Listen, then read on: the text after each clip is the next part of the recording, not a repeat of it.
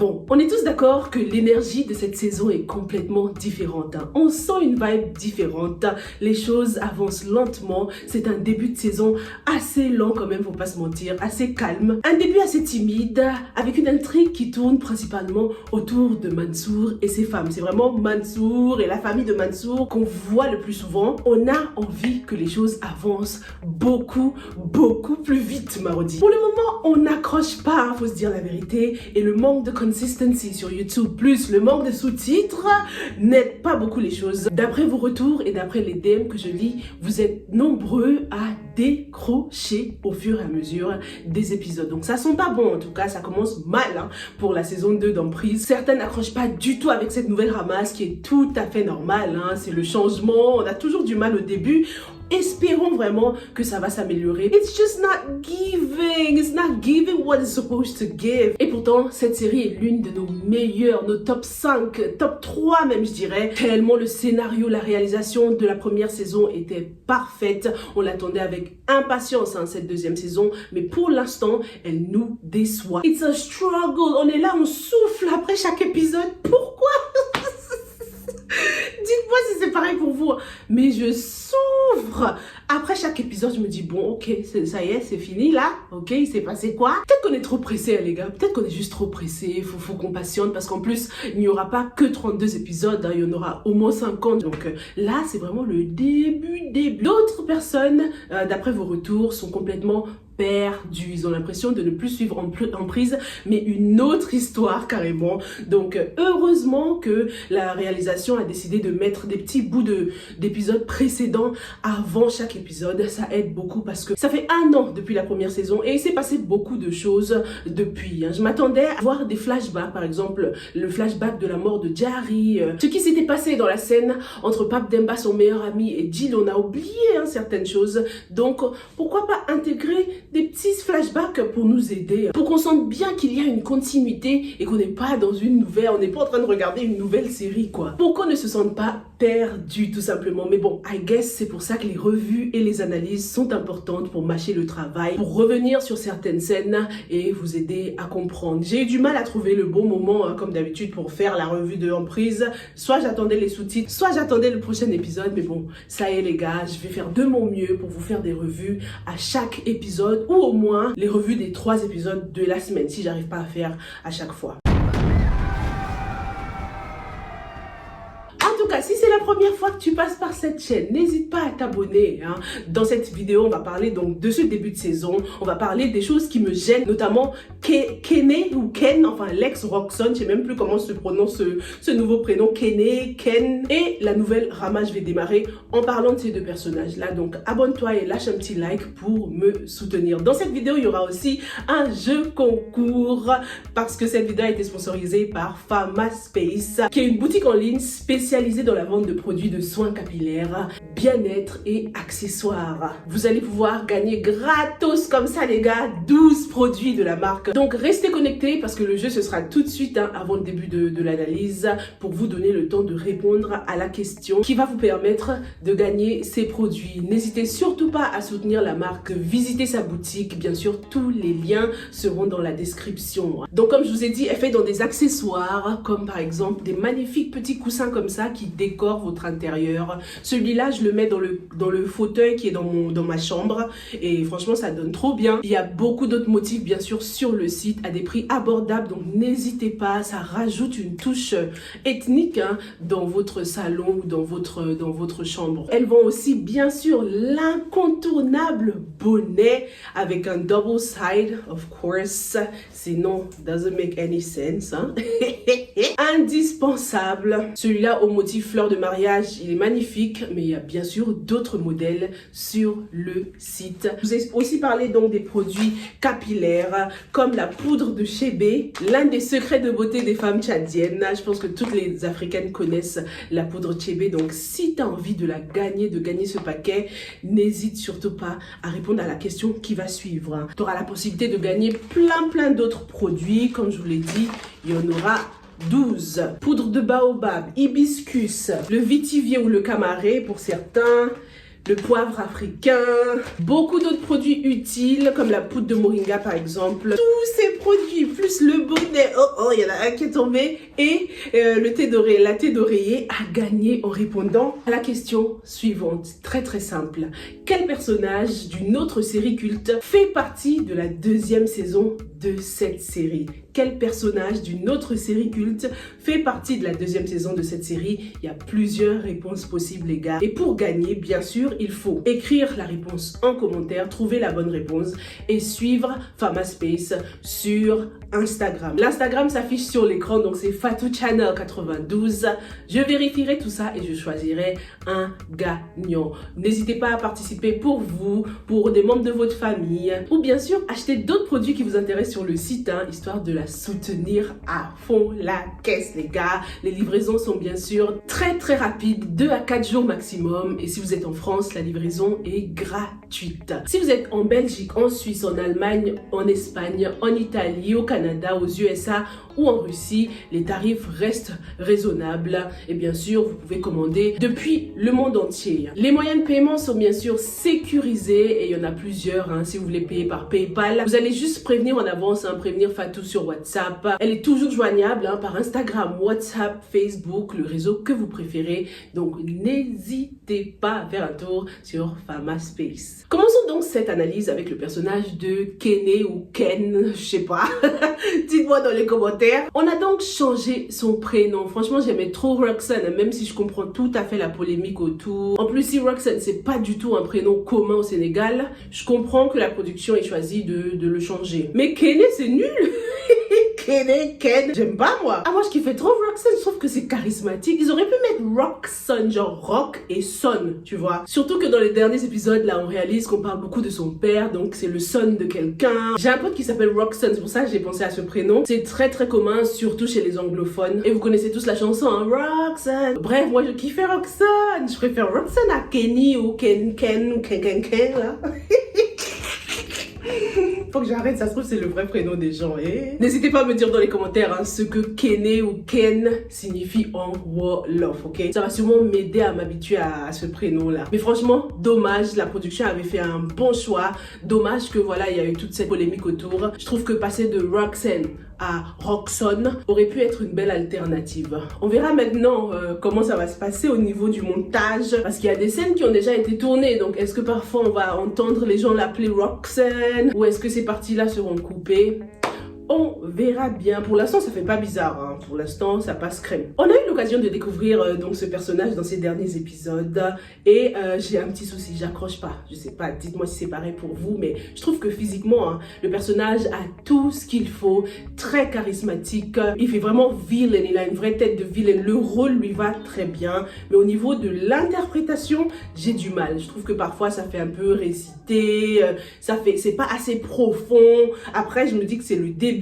Le temps de s'habituer au personnage peut-être, mais pour l'instant, je trouve que le personnage manque un peu de profondeur dans le jeu d'acteur, quoi. C'est pas le ton de sa voix parfois n'est pas si charismatique que ça lorsqu'il le faut, il n'y a pas trop l'intonation et pourtant il a ce qu'il faut quoi. Il y a une scène qui m'a frustrée, c'était la scène lorsqu'il parlait avec Jilly et qu'il était en train de jouer au billard. Le mec il a passé toute la scène à toucher la balle, remettre ici, faire semblant de shooter pour au final ne même pas shooter sur les balles. Ça m'a frustrée, tu sais. Il y a un côté satisfying lorsque tu finis par exécuter. Là il m'a tellement tenu en haleine, je me disais bon il va tirer sur les boules là, il va nous laisser en mode frustration comme ça, et il nous a laissé en mode frustré. Ça m'a frustré moi. C'est qu'un détail mais ça c'était pas réaliste, ça se voyait trop qu'il faisait semblant de jouer. Dites-moi ce que vous pensez de ce personnage à ce stade de la série. N'oubliez pas que ce que je dis dans cette vidéo n'est que mon opinion personnelle et pas une opinion générale. La deuxième personne qui me gêne, c'est Rama. La perruque de Rama pour être précise, comme je vous l'ai dit sur Instagram, cette perruque me gêne. J'ai du mal avec le fait qu'elle soit la seule à avoir une perruque alors que tous ses co-détenus ont des cheveux naturels. Certains m'ont dit que c'était pour aider à la transition avec l'ancienne Rama. Je comprends tout à fait, je pense que c'était exactement pour ça. Pour garder tout de même une petite ressemblance avec la Rama de la première saison. J'ai pas eu de problème lorsqu'elle était encore en garde à vue, mais une fois qu'elle a été transférée dans la prison, quand même, je m'attendais à un lourd changement, à ce qu'elle ait même la tête rasée limite, hein, histoire de la dépouiller de tout ce qu'elle possède, de toute sa dignité, histoire qu'elle fasse de la peine au monde, on lui arrache sa perruque, tu vois, un truc comme ça. Je m'attendais à une Rama différente à la descente du bus,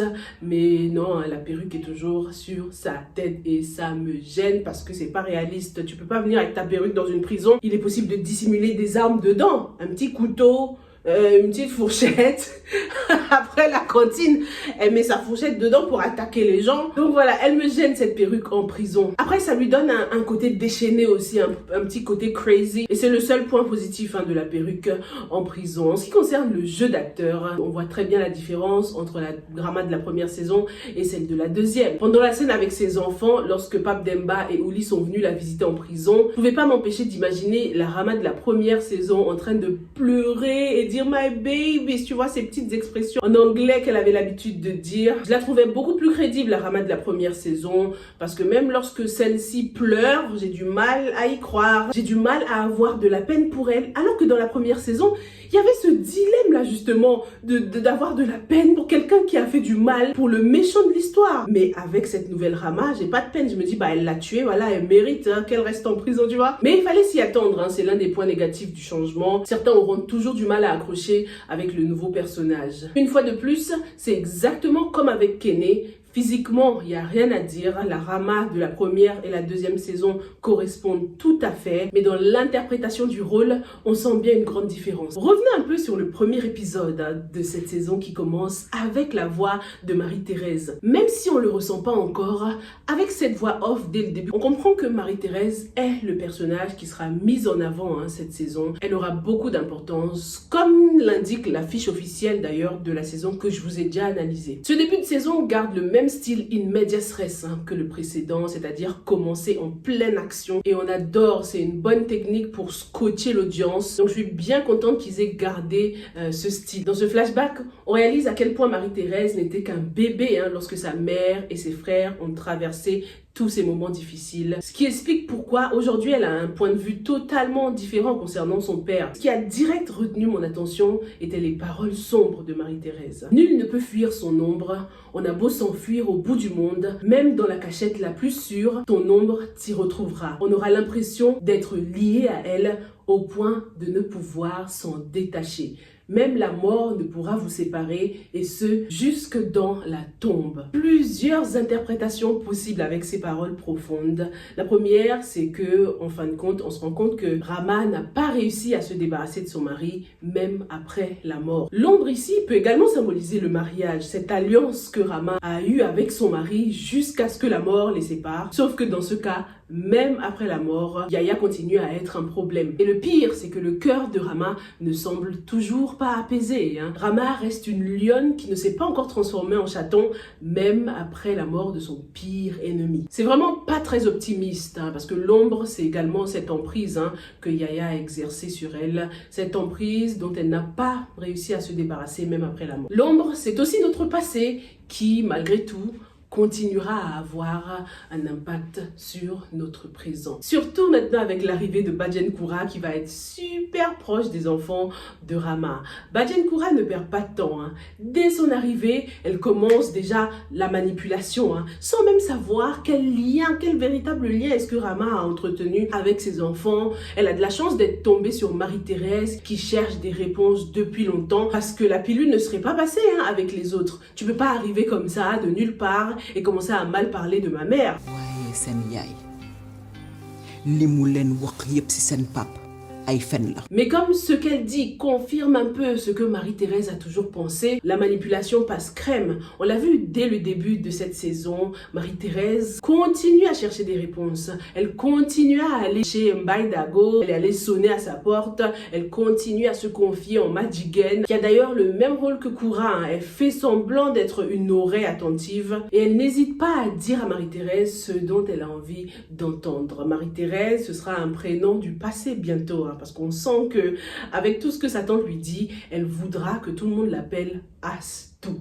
Le prénom de sa grand-mère paternelle. Donc bientôt une nouvelle identité pour Marie-Thérèse? Dites-moi ce que vous en pensez dans les commentaires. Petite parenthèse d'ailleurs concernant Mbaye Dago, on a vu dans les premiers épisodes cette scène où Kadia était en train de poignarder quelque chose. La réalisation a gardé le suspense en laissant la personne ou la chose en hors champ, donc ça peut très bien être un chat, ça peut très bien être autre chose. La première chose qui nous vient à l'esprit bien sûr c'est Mbaye Dago, ça fait longtemps qu'il a disparu et comme par hasard on voit sa fille couverte de sang chez lui, mais je me dis ça se trouve c'est Zara qui est derrière tout ça. Et si Zara avait tué son père pour ensuite faire porter le chapeau à Kadia qui est mentalement instable anyway. Zara a l'air d'être un personnage qui a beaucoup de rancœur. Ils se sont abandonnés, on dirait qu'elle est self-made, elle a construit sa fortune toute seule. Donc elle en veut forcément au monde, elle en veut forcément à ses parents. Sa réaction envers sa sœur était vachement surprenante. Moi sa place.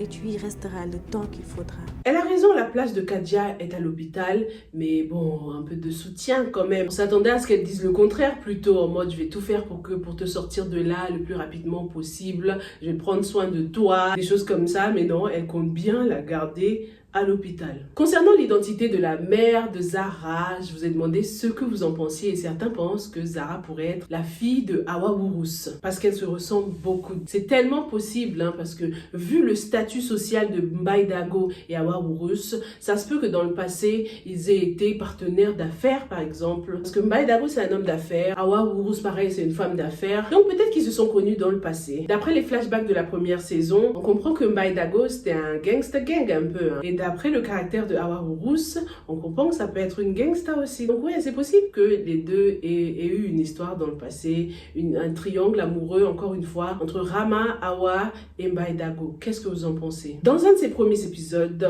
on a eu Ndiaga qui nous a lâché une info clé. Il nous a dit qu'apparemment, le père des enfants de Rama serait encore en vie. Pour l'instant, il n'y a aucun personnage qui me vient en tête à part le père de Rama. On nous a pas beaucoup parlé de lui. Je sais même pas s'il est encore en vie ou pas. Mais je me dis peut-être que c'était un mauvais père. Un père qui abusait de Rama, sa fille unique, quoi. Est-ce que vous pensez que c'est possible que Rama soit tombée enceinte de son père? Que Pape Demba et Ouli soient les enfants de son père? Parce que franchement, la présence de la maman de Rama dans cette saison me fait penser qu'il y aura peut-être un background story. Je m'attendais pas du tout à la voir cette saison. Je me disais, bon, ils vont peut-être faire mourir le personnage parce qu'elle était assez faible dans la première saison.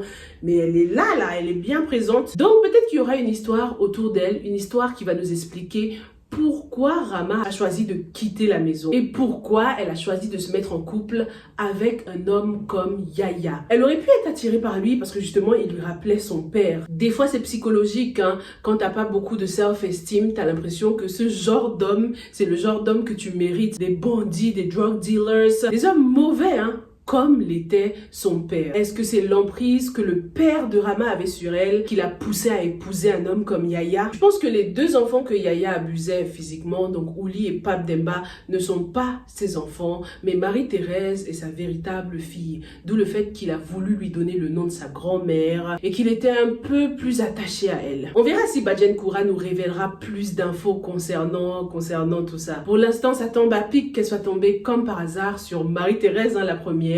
Mais j'ai hâte de voir comment elle va se comporter avec les autres. Parlons maintenant du séjour de Rama en prison qui se passe très très mal. Que ce soit physiquement, donc avec ses co-détenus, ou à l'intérieur mentalement. La présence du marabout, quand elle est au plus bas comme ça, peut symboliser sa mauvaise conscience.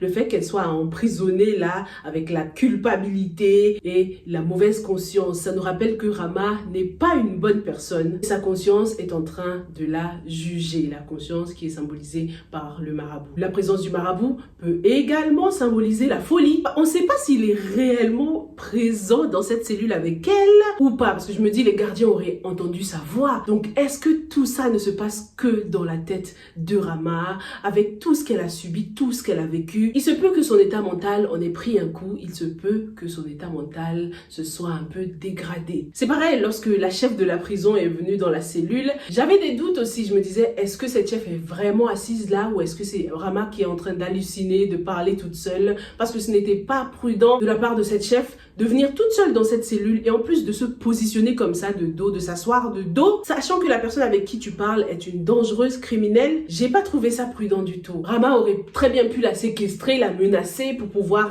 être libre. Il aurait pu se passer plein de choses. Ce n'était pas une position très prudente. Un autre personnage qui prend cher psychologiquement en ce moment aussi, c'est Sukei. Prisonnière de son métier et de son milieu, comme je vous l'ai analysé dans une vidéo précédente. On comprend que Pape Demba et elle, c'est de l'histoire ancienne. Sukei travaille maintenant pour les ennemis de Django pour essayer de le sauver. La pauvre, elle se fait avoir. Personne ne sait où Django se trouve. En tout cas, c'est une grande preuve d'amour de la part de Sukei. En choisissant de rester dans ce milieu, elle se sacrifie pour Django. Sukei a tout à fait le moyen de se libérer de tout ça, surtout qu'il y a cet homme qui a l'air très intéressé, très amoureux d'elle. Elle aurait pu se servir de lui, demander de son aide pour la protéger ou choisir de mener une vie meilleure, mais Sukei décide de ne pas choisir la facilité. Lorsqu'elle fait ses petits pas de danse dehors comme ça, on comprend à quel point la danse, la musique occupe une place importante dans sa vie. On comprend à quel point c'est une forme de liberté pour elle. Elle se sent libre lorsqu'elle danse. C'est également un moyen pour elle de rester saine d'esprit. Peut-être parce qu'elle n'a connu que ça et elle a l'impression qu'elle ne peut faire que ça aussi. Dites-moi ce que vous en pensez. En plus, elle était enceinte, non, si je me souviens bien, à la fin de la première saison. Est-ce qu'elle avait perdu le bébé ou pas? N'hésitez pas à me rafraîchir la mémoire si vous en souvenez. En parlant de bébé, Ouli sait déjà qu'elle attend un garçon. Je trouve que c'est un peu trop tôt, mais bon. Mansour et ses femmes, c'est vraiment la guerre totale. Chacun pense à ses propres intérêts, c'est dingue. Chacun est en train de mener sa bataille de son côté, même si certaines sont sincères, comme Fatou ou encore Ouli. Je sens qu'elles aiment sincèrement Mansour, mais je les trouve quand même hyper égoïstes. Le plus drôle, c'est que tout le monde prétend que Mansour est un homme bon, tout le monde a des choses positives à dire sur lui et pourtant, ils ont tous peur de n'hériter de rien. Si Mansour était vraiment un homme bon, responsable, prévenant, un bon chef de famille, un bon chef d'entreprise, il n'aurait pas décidé de changer son testament, il aurait décidé d'être fair play avec toutes ces femmes. Voilà, maintenant, tout ça, c'est les conséquences de ses actes à Mansour. Il n'a jamais été équitable, il a toujours eu une préférée. En plus, ils se battent pour rien parce que Django est le vrai fils légitime, est celui qui va probablement hériter de tout. On verra maintenant s'il va accepter d'hériter de toute cette richesse ou décider de mener une vie simple, sachant qu'en plus, il ne peut plus retourner dans la rue. Voilà, il est temps pour Django de changer de vie, quoi. En plus, ça sent le positif, ça sent une fin positive entre lui et Sukei, qui au final, si elle décide de patienter, aura la vie qu'elle mérite avec Django grâce à cet héritage. En tout cas, pour le moment, on dirait que tout le monde attend la mort de Mansour, même son frère qui meurt pour prendre sa femme, quoi. Une famille d'avares. Petit retour sur Pape Demba qui, on le réalise, supporte très mal la pression. Il a été facilement manipulé et il a fini dans le lit de Madjiguène, la manipulatrice. C'est à se demander si son histoire avec Sukei était réellement sincère ou est-ce que c'était un moment de faiblesse en fait, parce que lui, il a trop de moments de faiblesse, ce mec. On imagine la pression qu'il doit ressentir en ce moment, lui qui est le fils unique de sa mère, lui qui doit être l'homme de la maison maintenant. À chaque fois qu'il doit rester fort, c'est plutôt son côté faible qu'il ressort, puisqu'il sombre là, il sombre dans l'alcool, il sombre dans les mauvais choix sentimentaux. On imagine que Kene ne fera qu'une bouchée de Pape Demba, surtout qu'il est très vulnérable en ce moment et il compte tout faire pour sortir sa mère criminelle de prison. Pape Demba ne fonctionne jamais bien sous pression. Voyons jusqu'où l'envie de sauver sa mère le mènera. Est-ce qu'il acceptera d'éliminer Djily pour sauver Rama? Dites-moi tout dans les commentaires et on se retrouve dans la prochaine analyse. Hâte de lire vos réponses concernant le jeu concours et n'hésitez surtout pas à visiter le site internet de Fama Space. Stay safe and stay blessed. Bye!